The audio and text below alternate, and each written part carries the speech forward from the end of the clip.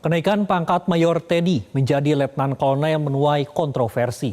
Bukan saja karena terlalu cepat, tapi juga karena ada nuansa politis. Mengapa hal ini bisa memicu demoralisasi di tubuh TNI? Berikut ulasannya dalam Top Review.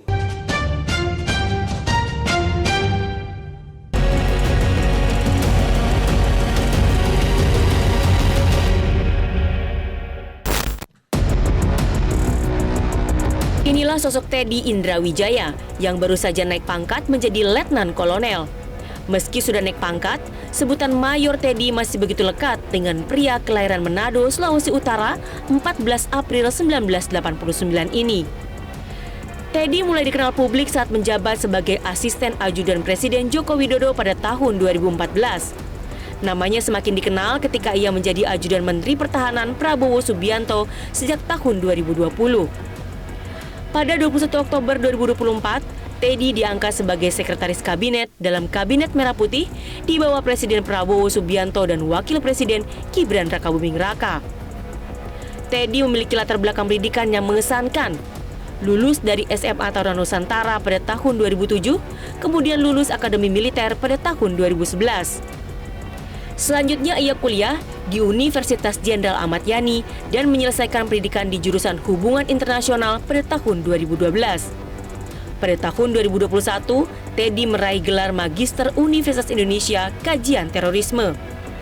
Teddy juga mengikuti berbagai pendidikan militer internasional, termasuk di Ranger School Amerika pada tahun 2020, serta Sekolah Intelijen di Australia pada tahun 2015.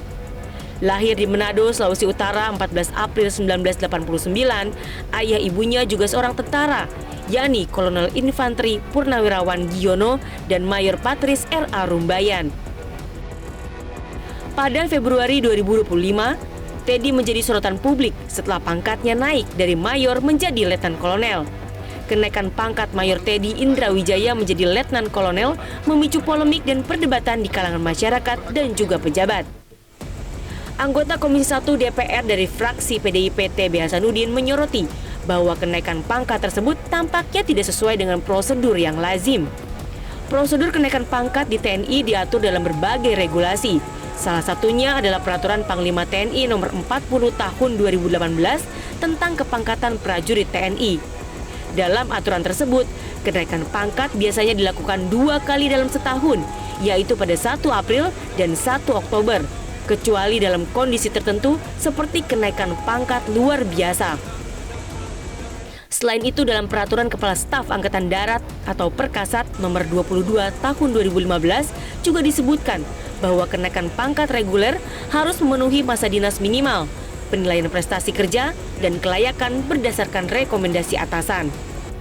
Kepala Dinas Penerangan TNI Angkatan Darat menegaskan bahwa kenaikan pangkat Mayor Teddy menjadi Letkol telah sesuai dengan prosedur yang berlaku. Ia menyebutkan bahwa terdapat surat keputusan dari Panglima TNI terkait kenaikan pangkat tersebut, bukan hanya surat perintah dari Kepala Staf Angkatan Darat atau Kasat. Pendiri LSM Lokataru Haris Azhar mengaku tidak mempersoalkan kenaikan pangkat Teddy. Yang jadi masalah adalah jabatannya sebagai Sekretaris Kabinet yang merupakan jabatan sipil. Kalau misalnya Mayor Teddy naik pangkat itu sebenarnya tidak terlalu bermasalah dibandingkan dia menduduki posisi politiknya. Kalau posisi politiknya gimana? Kalau menurut Undang-Undang TNI kan dia seskap kan tidak tepat ya. Dia harus mengundurkan diri lebih dahulu gitu. Jadi itu yang lebih bermasalah dibandingkan dia soal naik pangkat. Kalau naik pangkat sih ya menurut saya masih wajar lah. Namun, pengamat militer R. Araf menilai kenaikan pangkat Teddy terlalu cepat dan tidak sesuai prosedur. Kalau reguler biasa dia dari pangkat Letnan 2 menuju kolonel dia membutuhkan waktu 18 tahun dan dia harus ikut sekolah Sesko AD. Nah, keberadaan Mayor Teddy belum sampai pada level itu. Masa dinasnya mungkin sekarang baru 13 bahkan 14 tahun. Artinya masih jauh dari itu dalam konteks reguler. Teman-teman seangkatannya dia di Akmil mungkin hari ini baru berpangkat kapten. April ini baru mayor mungkin ya. Dan yang ini kemudian menimbulkan persoalan di dalam tubuh internal TNI gitu ya. Karena mereka akan menganggap apa alasan terjadi percepatan itu? Ya kalau ada prestasi luar biasa, misalkan dia memiliki jasa besar di dalam peperangan, maka KPRP percepatan ataupun jasa dimungkinkan. Tapi pertanyaannya kemudian apa reason yang kemudian dia mendapatkan percepatan tadi? Saya rasa tidak ada gitu, karena sepanjang karirnya hanya sebatas menjadi ajudan. TNI itu sebagai alat pertahanan, tugasnya untuk perang, sehingga penilaian dia dihitung dari soal itu gitu, bukan sebagai ajudan. Nah, dalam konteks itu, ini saya katakan akan bukan demoralisasi.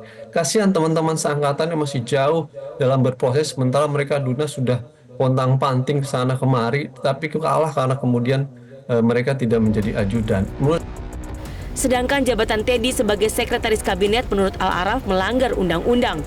Pelanggaran undang-undang juga dilakukan Teddy saat kampanye Pilpres 2024. Dalam aspek hukum sesungguhnya ada beberapa peristiwa yang memperlihatkan keberadaan Mayor Teddy itu tidak sejalan dan melanggar Undang-Undang TNI 34 2004. Satu, ketika kampanye Pilpres 2024, dia terlihat menggunakan kaos dan juga terlibat dalam kampanye kontestan politik 2024. Sehingga publik pada masa itu meminta agar DPR mengevaluasi serta pemerintah mengevaluasi Mayor Teddy karena terjadi pelanggaran. Dianggap berpolitik praktis. Padahal di dalam Undang-Undang TNI 34 2004, TNI aktif dilarang untuk berpolitik praktis. Kedua adalah pelanggaran dalam konteks pengangkatan menjadi Seskap. Ya. Seskap itu jabatan sipil yang di dalam Undang-Undang TNI 34 2004 tidak boleh diduduki oleh TNI aktif. Gitu. Dia harus pensiun dini dulu, tapi faktanya Mayor Teddy tidak pensiun dini ketika menjadi Seskap. Saya sebenarnya sangat menyayangkan karena Mayor Teddy ini masih muda, karir di militer masih cemerlang. Sebenarnya dia lebih sangat baik jika berada di tubuh TNI. Apakah ini kehendak Mayor Teddy atau kan ada kehendak kuasa lain yang kemudian menempatkannya dalam posisi ini? Saya tidak paham. Tapi yang pasti pelanggaran secara hukum terjadi dalam dua peristiwa tersebut. Dari aspek pertahanan, fenomena Mayor Teddy ini dikhawatirkan akan menimbulkan demoralisasi di internal TNI. Sebab para prajurit yang hebat dan bertugas baik di militer kalah dengan mereka yang sebatas menjadi ajudan. Sehingga prajurit menjadi berlomba-lomba menjadi ajudan, bukan berlomba-lomba menjadi alat pertahanan negara. Jelajahi cara baru mendapatkan informasi. Download Metro TV Extend sekarang.